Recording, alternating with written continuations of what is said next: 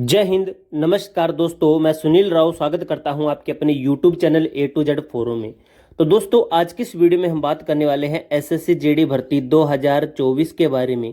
तो फाइनली भाई पूरे YouTube पर आपको यह डाटा कहीं नहीं मिलेगा कि नॉर्मलाइजेशन किसको कितना मिला है, किसको कितना नॉर्मलाइजेशन आपका मिला है। ऑल ओवर आपको मैं बता दूंगा, जो डाटा हमारे पास है उनका मैं।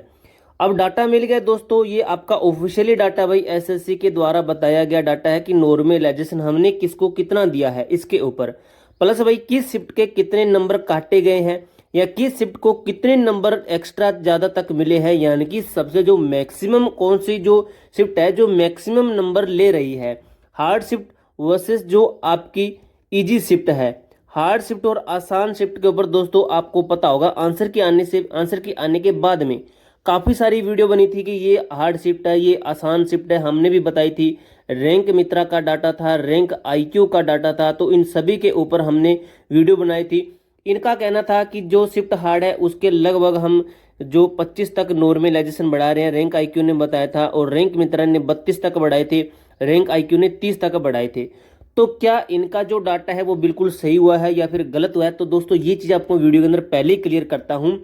इसके ऊपर अभी 100% आप ये नहीं कह सकते कि इनका डाटा गलत है या फिर सही है, क्योंकि भाई अभी 50-50 है, 50-50 है। काफ़ी बच्चे कमेंट कर रहे हैं कि इनका डाटा गलत गया है, काफ़ी बच्चे ये भी कह रहे हैं कि इनका डाटा लगभग सही गया है, और उन बच्चों की माने तो 50% इसका डाटा सही जाता है। लेकिन दोस्तों आपको एक तरीका बताता हूँ, उस तरीके से भी हम 100% ये क्लियर कर सकते हैं कि किस शिफ्ट को कितना नॉर्मलाइजेशन रहा है, कौन सी शिफ्ट सबसे ज़्यादा हार्ड रही है एसएससी के द्वारा। यानी कि हम अब रैंक आईक्यू, रैंक मित्रा को छोड़कर डायरेक्ट एसएससी से पता लगवा सकते हैं कि जो आपका हार्ड शिफ्ट है वो कौन सी है सबसे ज़्यादा, और सबसे इजी शिफ्ट कौन सी है। जो सबसे हार्ड शिफ्ट है उसको नॉर्मलाइजेशन कितनी मिली है, और इजी शिफ्ट के कितने तक बढ़े हैं या फिर कितने तक इसके माइनस में हुए हैं।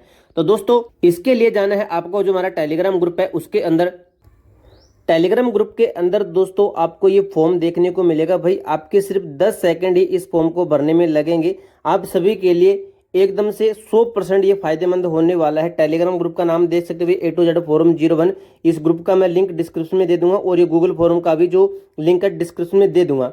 तो इसे भरने से आपको क्या क्या बेनिफिट होंगे आपको पता चल जाएगा कि आपकी नॉर्मलाइजेशन क्या है। जैसे अभी मैं इसको रिफ्रेश कर देता हूँ, जैसे हम गूगल फॉर्म के ऊपर क्लिक करते हैं तो आपके सामने गूगल फॉर्म खुलेगा। इसके अंदर आपको डालनी है एग्जाम डेट, जो आपका एग्जाम हुआ था। जैसे हम डाल लेते हैं कि फरवरी के अंदर आपका एग्जाम हुआ था, जैसे 8 फरवरी सेलेक्ट कर देते हैं। आपको अपनी जो एग्जाम डेटा वो सिलेक्ट करनी है, एग्जाम शिफ्ट सेलेक्ट करनी है। मैं जैसे एग्जाम्पल के लिए आपको समझाने के लिए कर रहा हूँ। अगर आपके माइनस के अंदर मार्क्स गए हैं तो आप इसको सिलेक्ट कीजिए, अगर 1 बढ़ा तो ठीक है, नहीं तो 0 बिल्कुल नीचे है।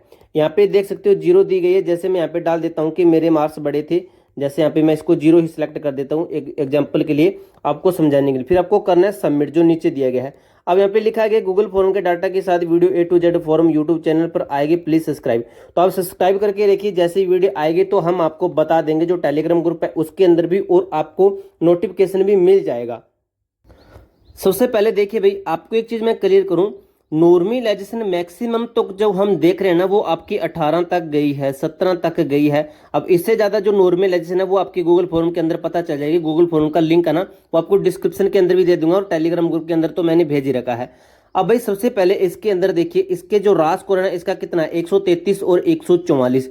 अब इसको नॉर्मलाइजेशन कितनी मिली है भाई, 11 नंबर इसको नॉर्मलाइजेशन मिली है। लेकिन इसकी एग्जाम सिटी और सॉरी एग्जाम डेट और शिफ्ट नहीं पता है अभी। दोस्तों इसी कारण से मैं कह रहा हूं कि आप गूगल फॉर्म जरूर भरना। अभी आपको मैं फास्ट बता दूंगा कि इसको कितनी नॉर्मलाइजेशन मिली है। अब भाई इसके 61 रॉ मार्क्स हैं और इसको नॉर्मलाइजेशन मिली है सिर्फ और सिर्फ 9 मार्क्स। नेक्स्ट देख लेते हैं, अब इसकी नॉर्मलाइजेशन कितनी मिली है भाई, आप देख सकते हो 37, 137 है और 146 इसके हैं। अब 137 और 146 यानी कि इसको नॉर्मलाइजेशन कितनी मिली है, 9 मार्क्स। लगभग दोस्तों आपको लगभग 5 से 6 ऐसे स्कोर कार्ड देखने को मिलेंगे जिसके अंदर नॉर्मलाइजेशन 9 मार्क्स बड़ी है।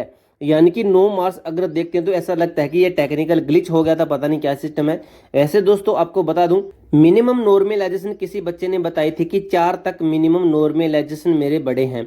किसी बच्चे के तो 0-0 बड़े हैं लेकिन उनका पता नहीं है, वो बता रहे थे, लेकिन जो ऑफिशियल स्कोर कार्ड है उसका अगर प्रूफ होता है तभी हम इसके ऊपर बताएंगे कि 0 नॉर्मलाइजेशन किसको मिली है और माइनस में भाई किसी के भी नहीं गए हैं, जहां तक हमें जो स्कोर कार्ड मिले हैं उनके अनुसार।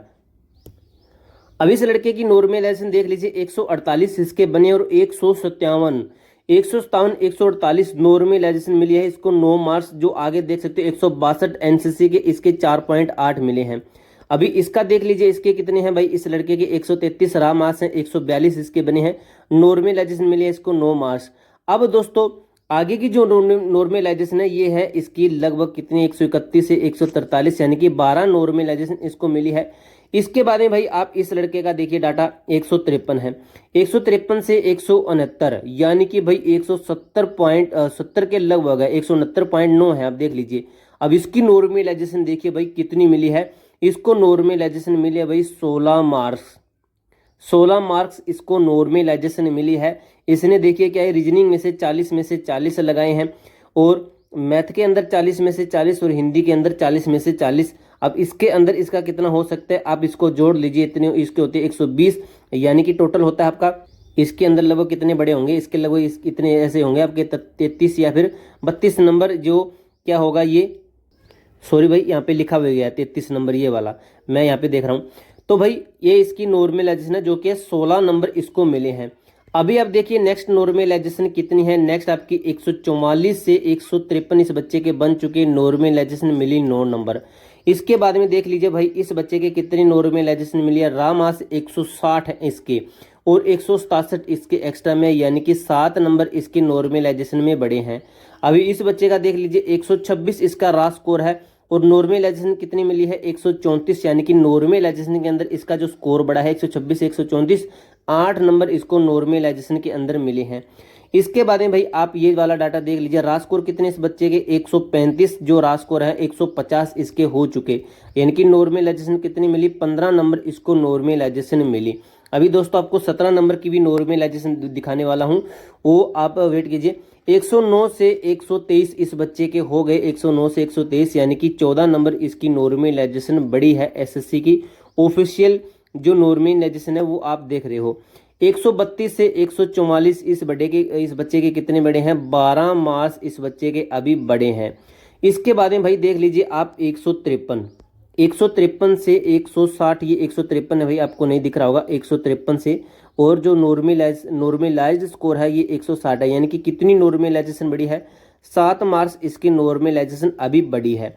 इसके बाद में देखिए भाई सबसे एंड में जो 17 नंबर की नॉर्मलाइजेशन आपको मैं दिखा देता हूँ, 127.5 इस बच्चे के हैं रा स्कोर और 144.3 इसके बन चुके, यानी कि टोटल ऑल ओवर निकालें तो 17 मार्क्स इसको नॉर्मलाइजेशन के मिले हैं।